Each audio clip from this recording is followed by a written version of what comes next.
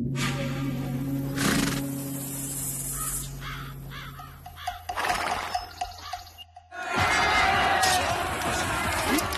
samouraïs, guerriers d'élite du Japon, maîtres dans l'art de manier le sabre, l'incarnation de l'honneur et de la loyauté.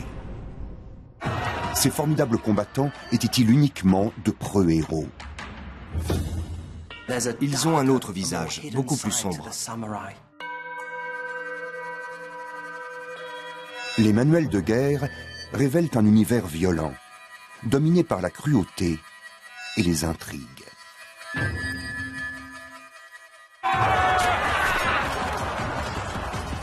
Noble combattant,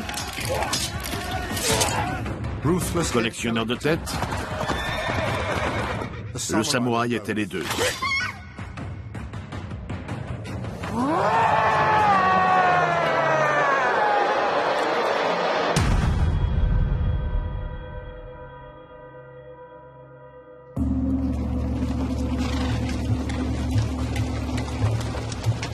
Au 8e siècle, la société japonaise voit émerger une nouvelle caste de guerriers.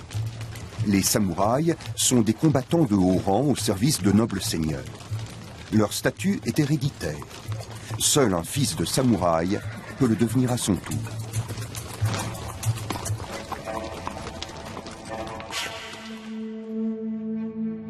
Nous sommes à la fin du XVIe siècle. Depuis 100 ans, le Japon est ravagé par la guerre civile. Les soldats sont devenus rares. Les seigneurs de la guerre ont besoin de nouvelles recrues pour conquérir le pouvoir. Pour les hommes talentueux, c'est l'occasion de s'élever dans l'échelle sociale. Voici l'histoire d'un fils de paysan et de sa lutte pour survivre dans le monde brutal des samouraïs. Son nom, Masa.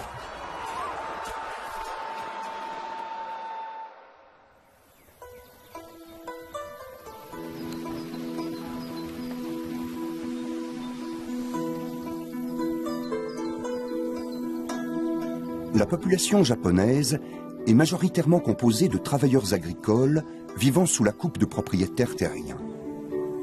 Un jeune paysan comme Masa a peu de chances d'épouser la fille du magistrat local. Mais Masa est amoureux et prêt à tout.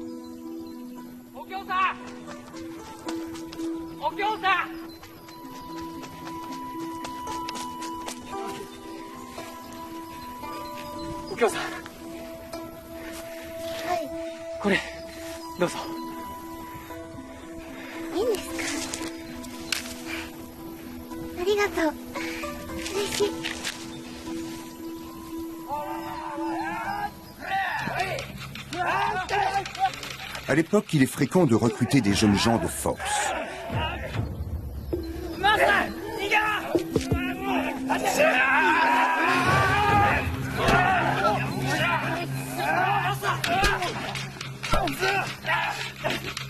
Masa et Tomozo, son meilleur ami, choisissent de s'enfuir. C'est une décision téméraire, car ils encourent la peine de mort.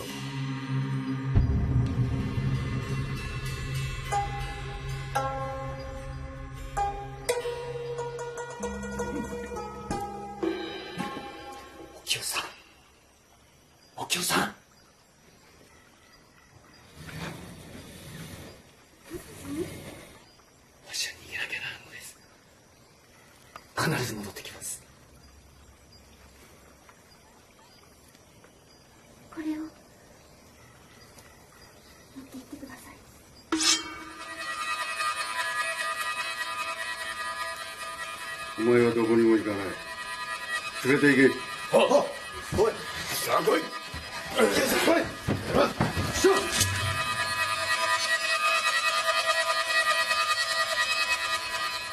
Masa doit accepter son destin. Commence alors pour lui et Tomozo une longue marche vers le front. Une fois de plus, la guerre menace. En 1584, le Japon est à la veille d'une confrontation décisive. Toyotomi Hideyoshi marche vers l'est et menace la province de Tokugawa Ieyasu. Des deux côtés, on lève de nouvelles troupes. La bataille promet d'être sanglante.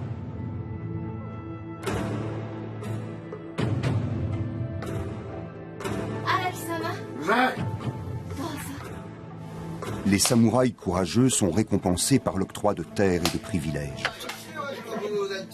Araki Tamon a eu son heure de gloire, mais son prestige a décliné.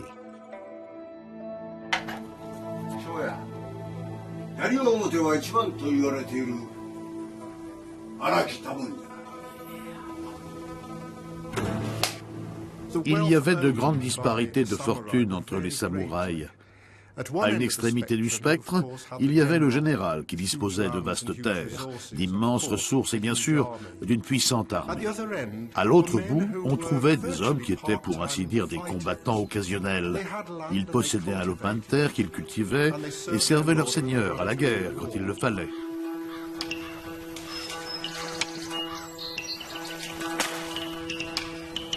Araki Tamon voit dans cette guerre sa dernière chance de redorer son blason et d'agrandir son domaine.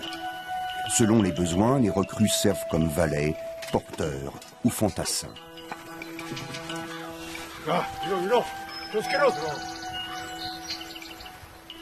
Si le simple soldat porte une protection minimale, l'armure du samouraï est une véritable œuvre d'art.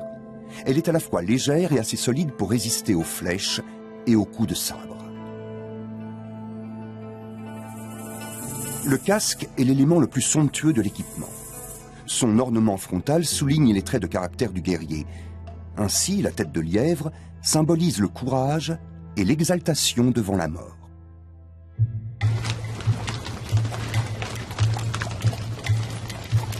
À côté des flèches et des arcs, des lances et des piques, on emploie aussi des mousquets, introduits au Japon par les marchands européens.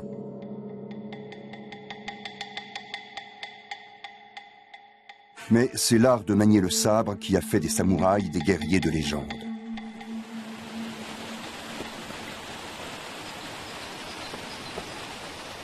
Les samouraïs fortunés s'offrent des instructeurs, les pauvres se forment par eux-mêmes.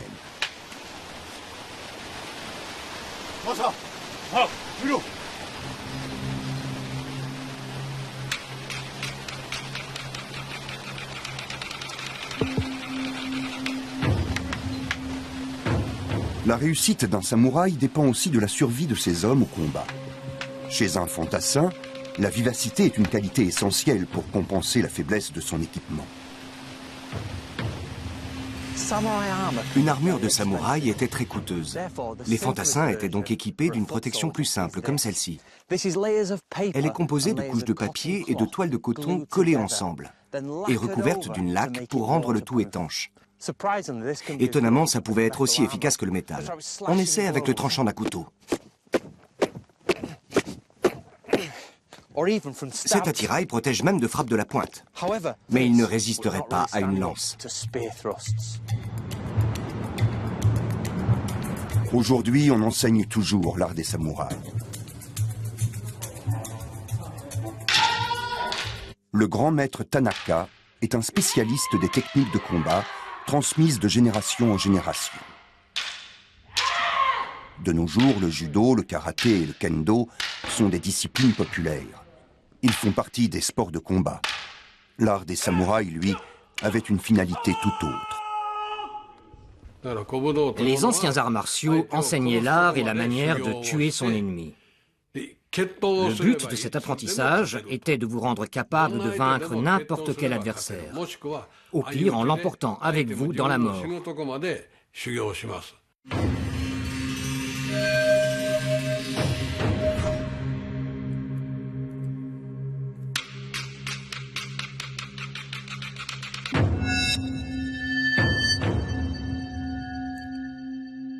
Le katana, l'arme légendaire des samouraïs. Le secret de son tranchant est consigné dans cet extraordinaire rouleau.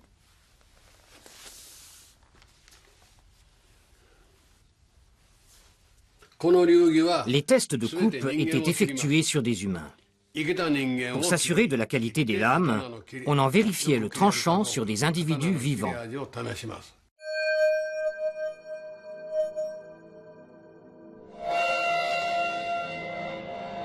Les samouraïs payaient des bourreaux pour tester leurs lames sur des condamnés.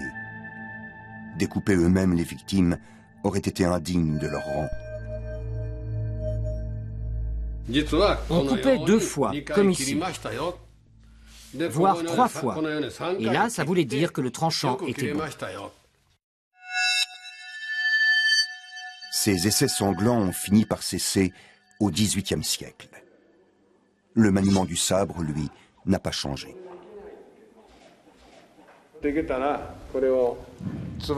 Quand les 2 sabres se croisent au niveau de la garde, j'appuie avec mon poing sur son poing. On rentre alors de cette façon. Comme ça, il ne peut pas me frapper. Du coup, si je saisis ici, comme ça, je le fais chuter. Je fais alors glisser mon sabre de cette façon et je coupe. Les exercices fondamentaux sont répétés inlassablement. L'objectif est de se forger un corps suffisamment fort et endurant pour pouvoir combattre pendant 1, 2, 3 heures, voire pendant 3 ou 4 jours. C'est un entraînement qui se pratique seul, car sur le champ de bataille, on ne peut compter sur personne.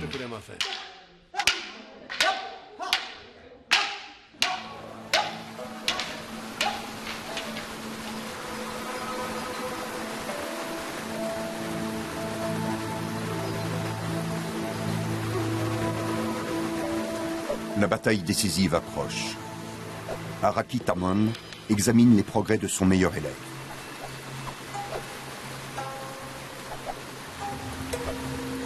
Masa est capable de se défendre contre des bandits. Mais affronter un samouraï, c'est une toute autre affaire.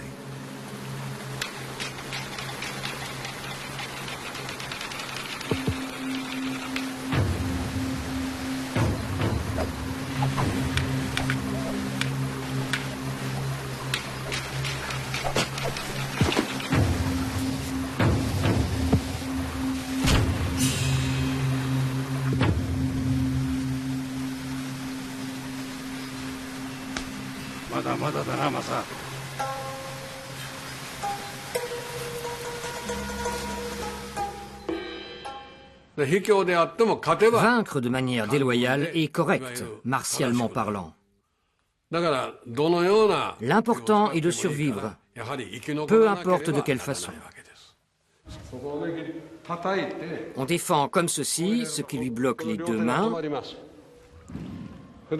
et on frappe ici.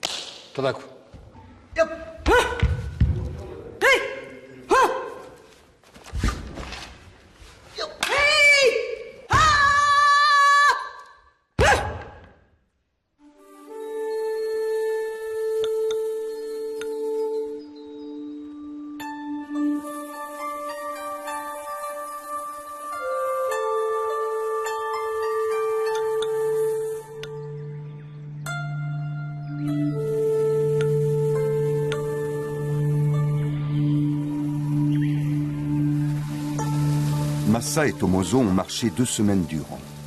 Ils sont à bout de force. En temps de guerre, le fantassin avait la vie dure. S'il était sous les ordres d'un samouraï pauvre, il n'était pas toujours nourri convenablement. Et si la campagne se prolongeait, il arrivait qu'il souffre de la faim. Il devait savoir comment se tenir au chaud, se procurer de la nourriture et manger des insectes et des animaux. Parfois, il n'avait même pas droit au riz qu'il avait contribué à cultiver. Il devait se contenter de gruau et de millet. Les samouraïs se réservent en effet les précieuses rations de riz.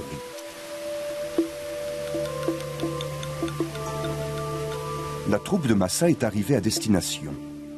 2 grandes armées se rassemblent près de Komaki et Gakuden. La bataille semble toute proche. Masa et Tomozo vont apprendre une nouvelle leçon dans l'art de la guerre. Ne jamais faire confiance à ses alliés.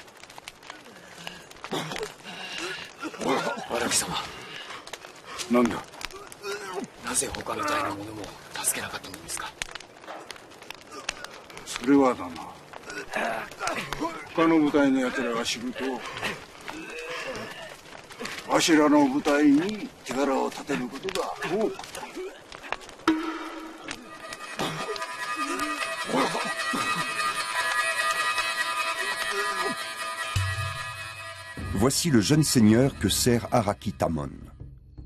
Après plusieurs semaines de préparatifs, ses troupes sont en place. Il est prêt à engager la bataille pour Tokugawa Ieyasu. Un camp militaire de samouraïs faisait la taille d'une petite ville. À l'intérieur, on trouvait toutes sortes de gens. Des charpentiers, des ouvriers, des cuisiniers et même des comptables pour payer les mercenaires. Les plus proches compagnons du commandant en chef installent leur tente au centre. Les mercenaires doivent camper en périphérie du camp, bien en vue des sentinelles. Les mercenaires passaient leur temps à jouer et à boire. Dans leur quartier, il y avait aussi de la prostitution, féminine et masculine. Les deux étaient tolérés dans le Japon médiéval. Pendant 2 mois interminables, les deux armées s'observent. La tension monte. Des bagarres éclatent dans le camp.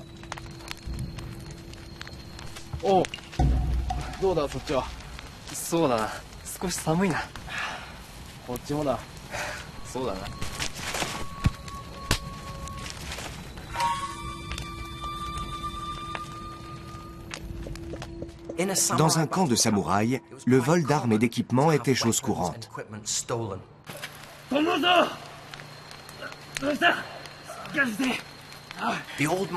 Les manuels du guerrier disent « Ne va pas orner tes sabres d'or ou d'argent ». Les samouraïs allaient jusqu'à attacher leurs 2 sabres ensemble et au moment de dormir, ils s'étendaient sur la corde qui les reliait, une lance courte sous l'oreiller, pour mettre leur équipement en sécurité. Perdre son arme pouvait être puni de mort. Se faire voler celle de son maître était tout simplement inimaginable.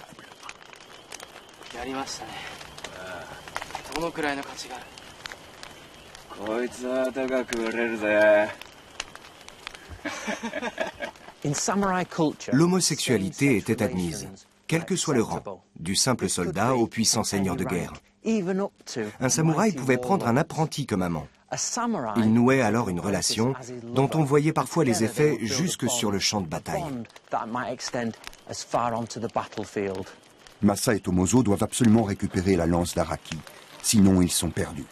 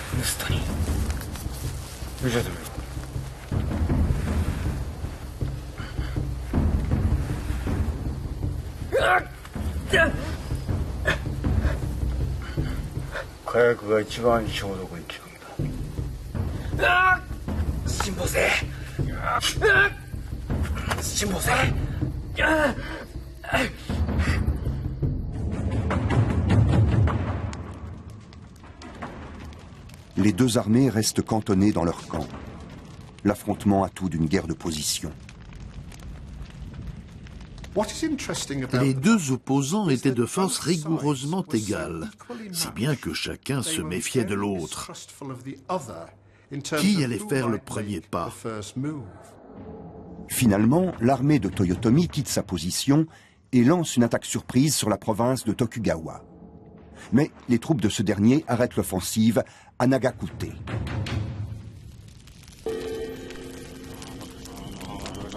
C'est la fin d'une longue attente. Masa et ses camarades s'apprêtent à se lancer dans la bataille. Pour Araki, l'alternative est simple.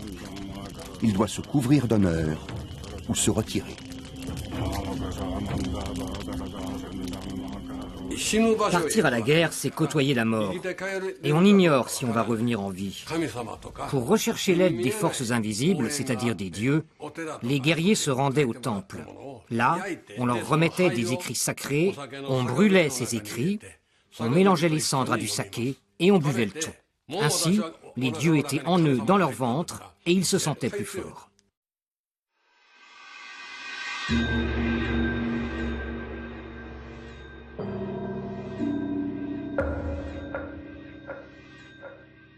Pour survivre, une technique de combat irréprochable est un atout décisif.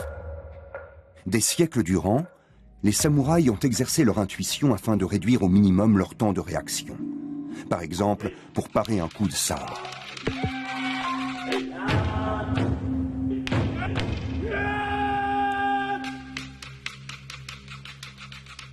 Au cours d'un combat, même si on pourfend un ennemi, il faut toujours garder à l'esprit qu'il peut en venir un autre par derrière. Il faut être prêt à réagir immédiatement.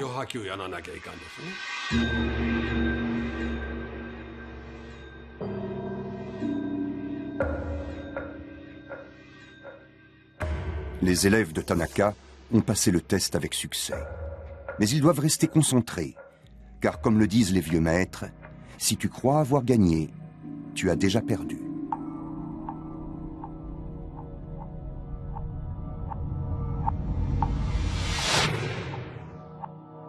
Dans le Japon médiéval, la moindre erreur, un geste mal ajusté ou exécuté à contretemps, signifiait la mort.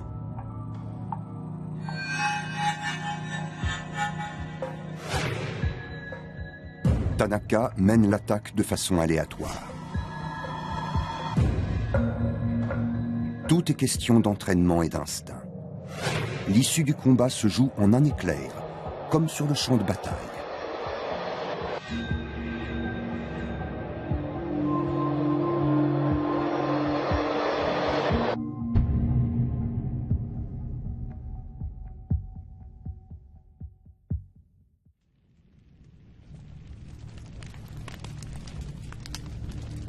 Nous sommes à la veille de la bataille. Pour Masa, c'est l'occasion unique de monter en grade. Il doit s'emparer du plus beau trophée des samouraïs. Les samouraïs avaient une coutume assez étrange. Elle consistait à collectionner les têtes de leurs ennemis. Quand on tuait un ennemi au combat, on lui coupait la tête et on la portait au général en guise de preuve. Au fil du temps, le nombre de têtes présentées est devenu une marque de prestige. C'était la garantie d'être couvert d'honneur et de récompenses. Tous les samouraïs savent qu'ils risquent d'être décapités.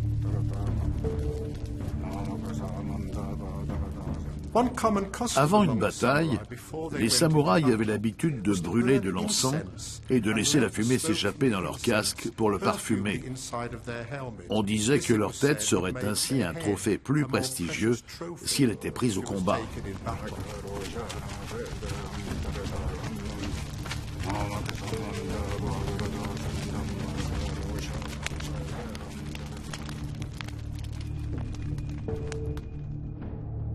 Au matin du 9 avril 1584, Masa se place sous la bannière de Tokugawa. Si son camp n'arrête pas les troupes de Toyotomi, la province est perdue.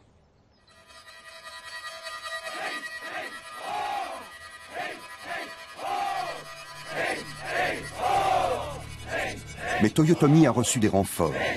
Il présente 20 000 attaquants contre les 10 000 défenseurs de Tokugawa.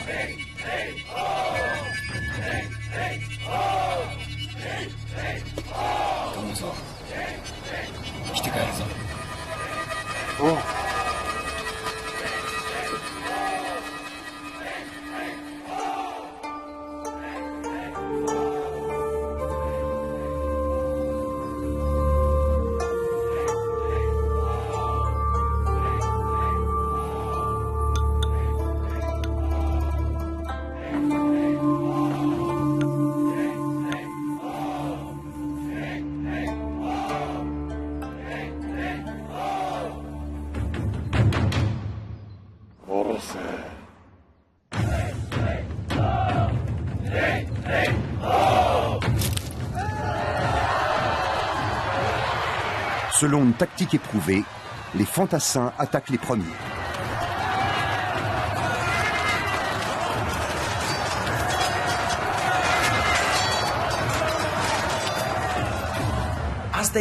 Ils s'élançaient au son des tambours et ils fonçaient sur l'ennemi avec leurs lances devant eux.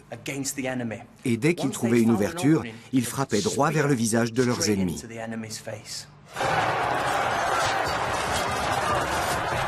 Dès cette époque, des armes d'un nouveau genre font leur apparition.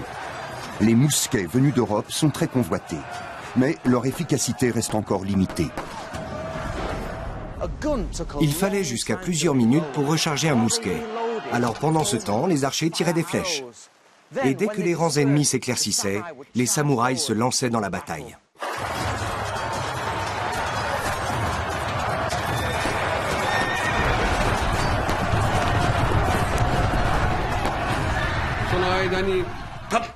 La cavalerie s'engouffre alors dans cette ouverture et vient semer le chaos dans les rangs ennemis.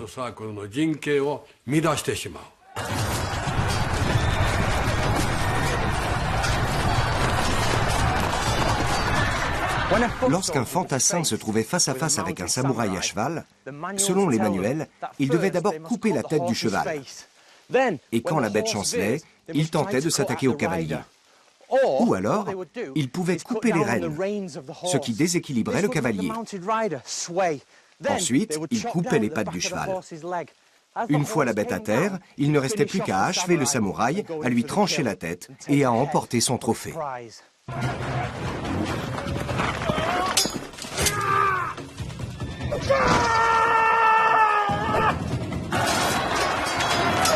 Après une charge couronnée de succès, la chasse aux têtes peut commencer.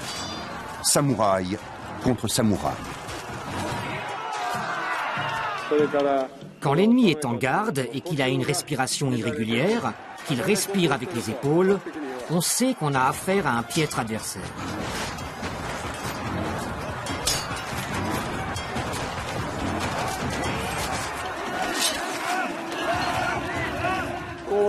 On observe, comme ça. Par exemple, lui, il est grand. Alors, si je peux plonger sous ses bras, j'ai une chance de pouvoir m'échapper. Et là, j'entre comme ceci. Ensuite, allez, attaquez-moi un par un. Je chasse le sabre. Je chasse, je chasse.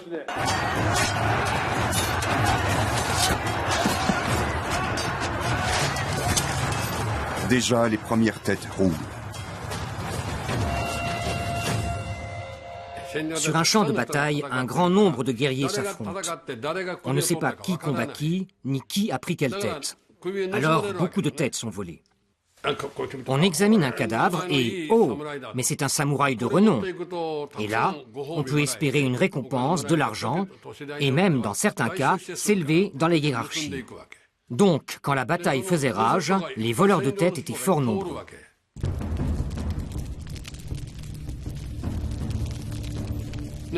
Pour ne pas se faire voler son trophée, on écrivait son nom sur de petites plaques de bois qu'on fixait sur les têtes coupées, avec une pointe semblable à un fin shuriken, l'étoile de jet. Les batailles comme celle de Nagakute duraient des heures et le champ de bataille couvrait un immense espace. Des fantassins et même des généraux se retrouvaient isolés, coupés du reste des troupes. Pour un simple soldat, cette situation pouvait être l'occasion de s'emparer d'une tête prestigieuse.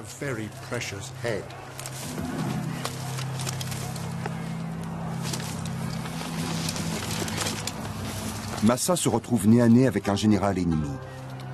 L'instant est décisif. À l'issue du combat, il sera couvert de gloire ou mort et décapité.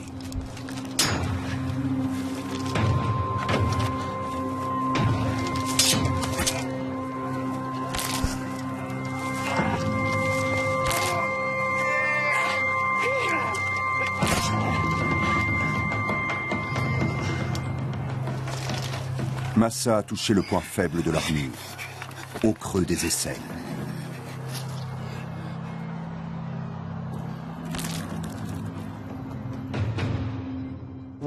Une fois le samouraï vaincu, il fallait lui couper la tête.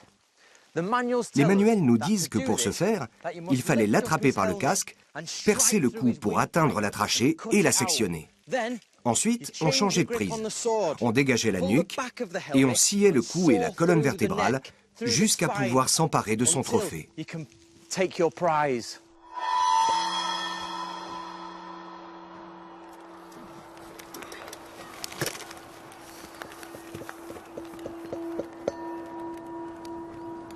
Pour un samouraï malchanceux, le casque abandonné d'un général ennemi est une aubaine. Il ne lui manque plus qu'une tête pour le compléter.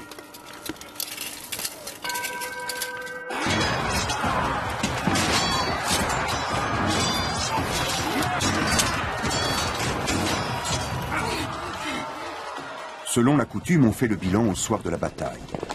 Combien de têtes ai-je prises? Puis-je me présenter en samouraï victorieux devant mon seigneur?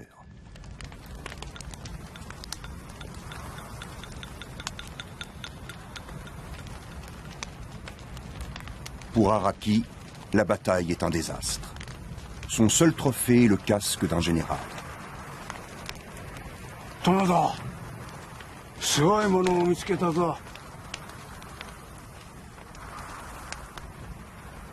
誰だか知ってるか？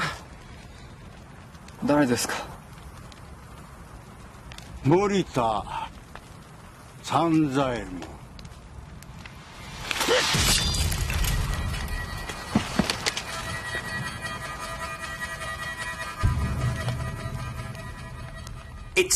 Les manuels de guerre conseillaient aux soldats d'être prudents quand ils étaient seuls.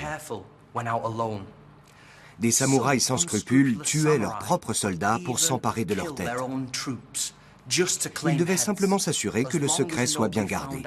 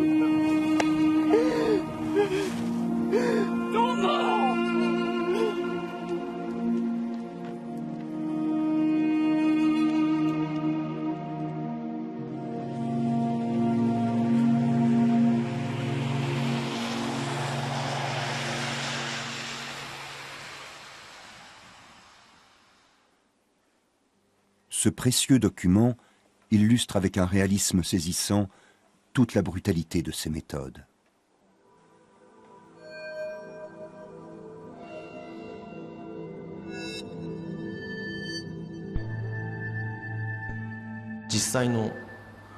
Là, on voit la réalité. Quand on montre uniquement des scènes héroïques, on renforce la vision idéale, romanesque de l'histoire. On offre une vision déformée de ce qu'il s'est passé. Mais quand on représente aussi la réalité, alors on montre la vraie nature de l'homme. On y voit aussi comment se déroulait la présentation des têtes.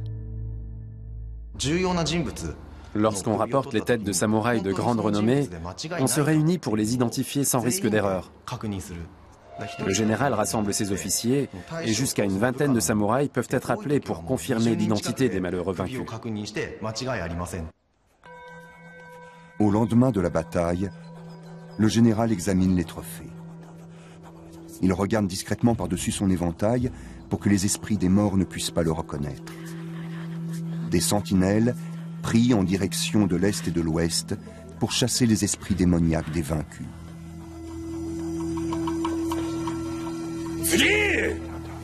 Oh!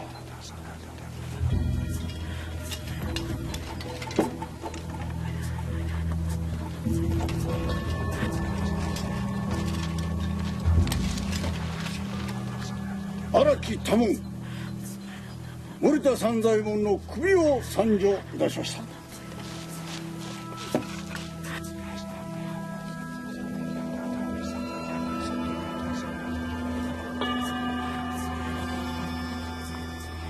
森田三左衛門。先ほど森田三左衛門というものの首を持ってきた者はいなかったか。さようでございます。先ほども同じものを持ってきた者がおりました。おい、持ってまいれ。はっ。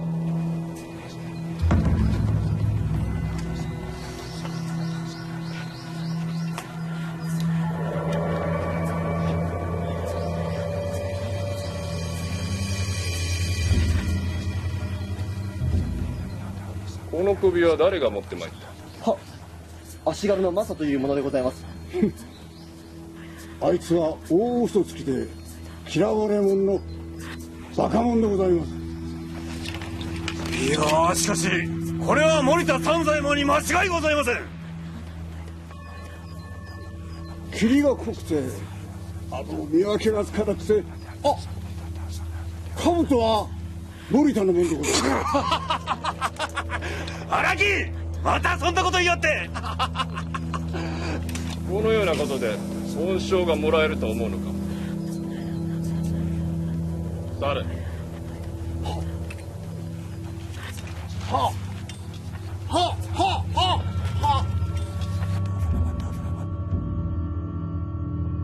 Chevaux, soie, argent. Les récompenses pouvaient donner des idées funestes aux samouraïs sans scrupules. Quand un samouraï avait plus de têtes qu'il ne pouvait emporter jusqu'au camp, il coupait des nez. Pourquoi ? Parce qu'on voyait la lèvre supérieure, avec la moustache. Sans cette moustache, le nez pouvait être celui d'un enfant ou d'une femme. Ceci nous montre que des samouraïs et des fantassins tuaient des femmes et des enfants, et qu'ils volaient des têtes qu'ils n'avaient pas tranchées. Mais jouer selon les règles pouvait aussi s'avérer payant. Des documents historiques témoignent de nombreux cas de simples soldats promus samouraïs grâce à la capture de trophées de valeur.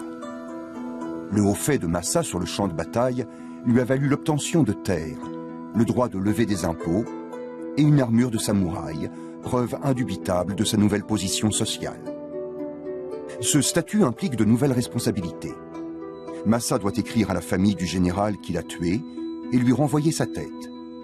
Les samouraïs pensaient qu'un mort ne pouvait aller au paradis si sa tête manquait lors des rites funéraires. Les jeunes samouraïs devaient connaître le code du guerrier.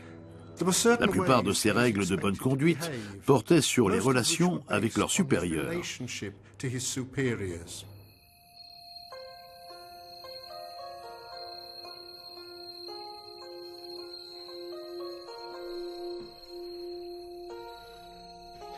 En accédant à l'élite des guerriers, Masa va pouvoir réaliser son rêve.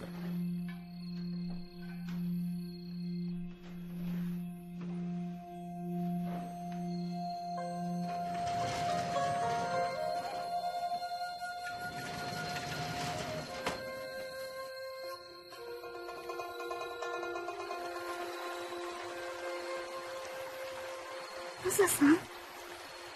戦で手柄を立てて侍になった。わしと夫婦になってくれ。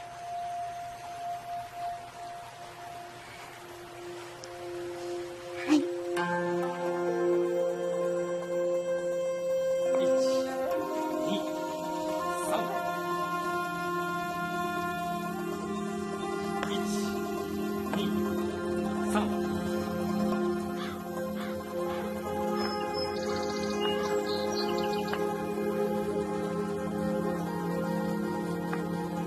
La guerre pour la suprématie continue de faire rage.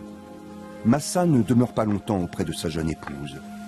Bientôt, il doit repartir en campagne. En tant que femme de samouraï, Okyo apprend à manier les armes pour défendre sa maison et sa ferme en l'absence de son mari.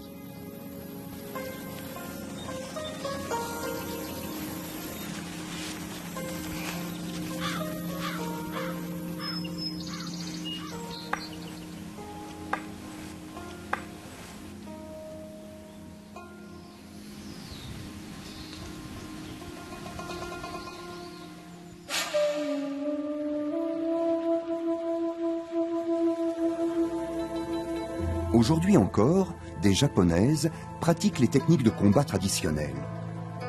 La fille du grand maître Tanaka les a apprises dès l'enfance.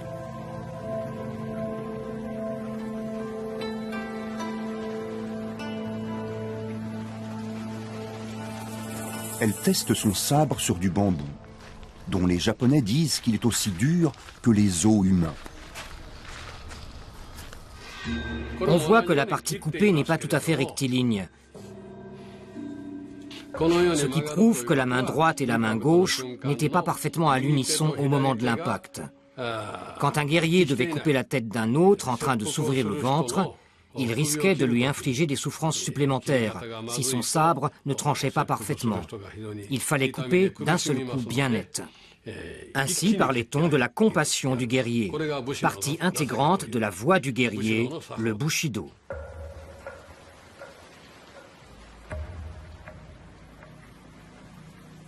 Le bambou n'est pas fixé sur son support. Pour effectuer une coupe nette, le geste doit être extrêmement rapide.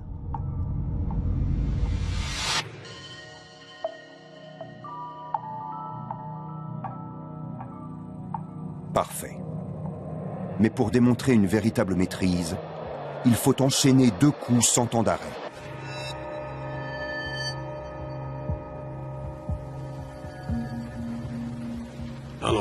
Là, la coupe est bien nette. On voit que la partie coupée est parfaitement droite.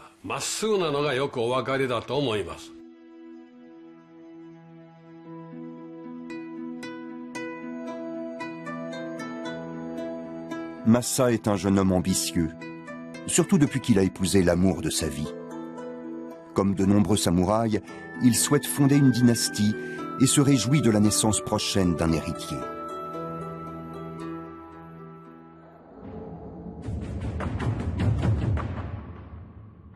La lutte pour la domination du Japon n'est pas terminée. Elle s'est simplement déplacée dans d'autres régions du pays.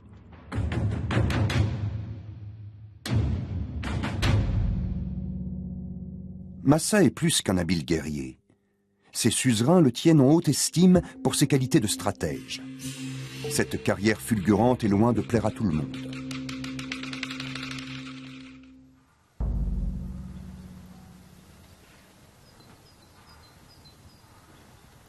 Masa. そなたの活躍、誠に見事であった。褒美を授ける。はっ。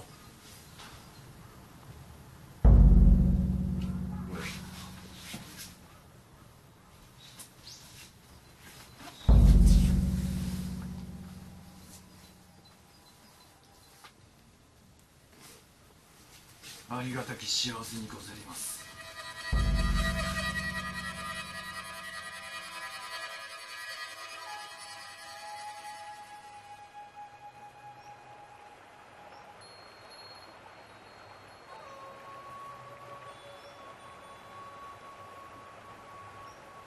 また戦に向かうこととなった。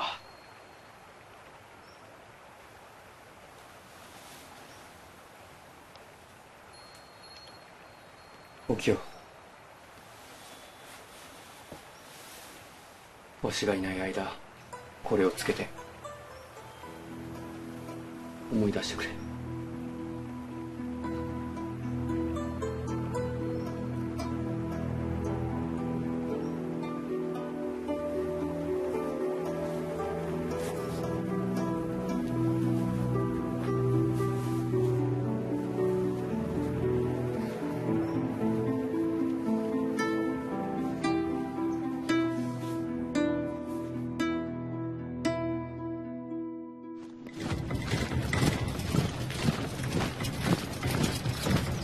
En 1600, de nouvelles alliances se sont formées. La bataille de Sekigahara va décider de l'avenir du pays.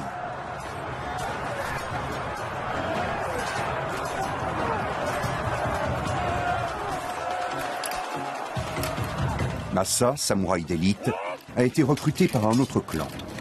Comme leur chef, les simples samouraïs pouvaient aussi changer de bannière.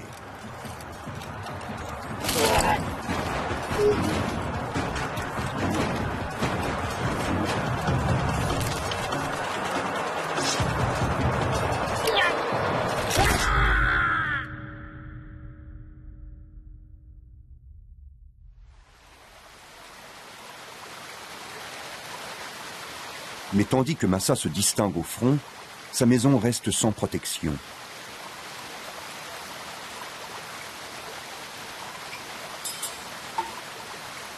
Masa revient couronné de succès à la cour de son suzerain. Il ne se doute pas un instant du piège que va lui tendre Araki.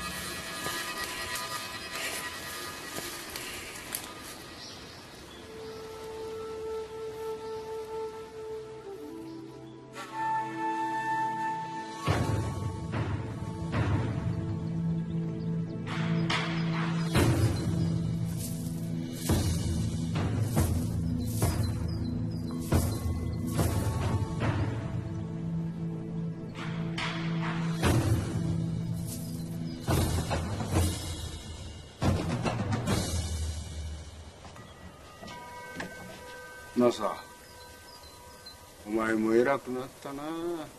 いい様に取り入って女房はどうした？寂しいだろうな。おう、他の男に抱かれたりして。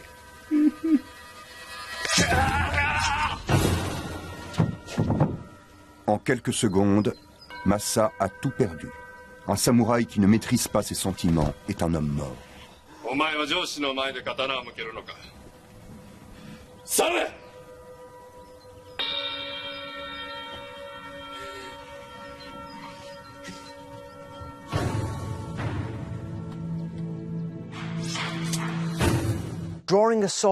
Dégainer son arme devant son suzerain était une faute très grave.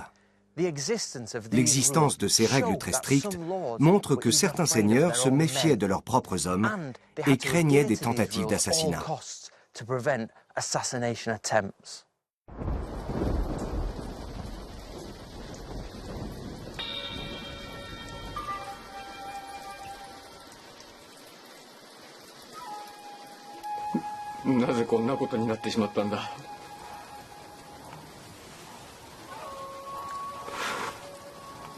そなたと原の子を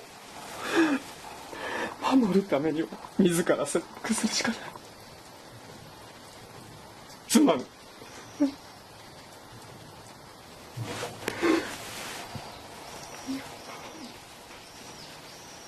Le monde des samouraïs ne connaît pas la pitié. Masa a le choix. Il peut vivre dans la honte et tout perdre, ou assurer la position et l'avenir de sa famille en sauvant son honneur, à la façon des samouraïs.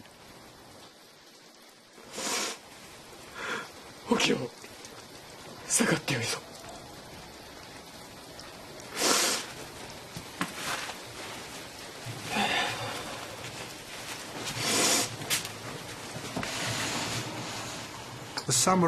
Pour le samouraï, le seppuku, ou suicide rituel, était considéré comme un honneur, car il n'était pas exécuté comme un vulgaire criminel.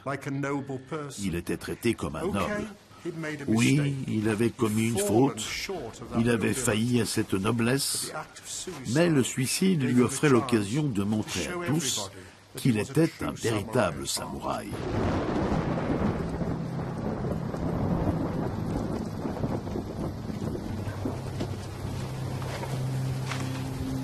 Le coup de poignard rituel entraîne une agonie longue et atroce.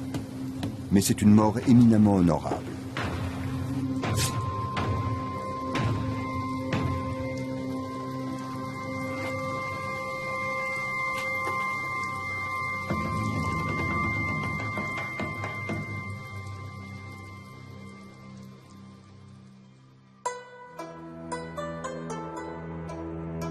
Après la victoire de Sekigahara, Tokugawa Ieyasu unifie le Japon et met fin au chapitre le plus sombre de l'histoire des samouraïs. Décapitations massives et guerres de clans sanglantes appartiennent bientôt au passé. Les samouraïs se recentrent sur les idéaux d'honneur et de loyauté. Mais ils règlent toujours leur compte selon l'ancienne coutume.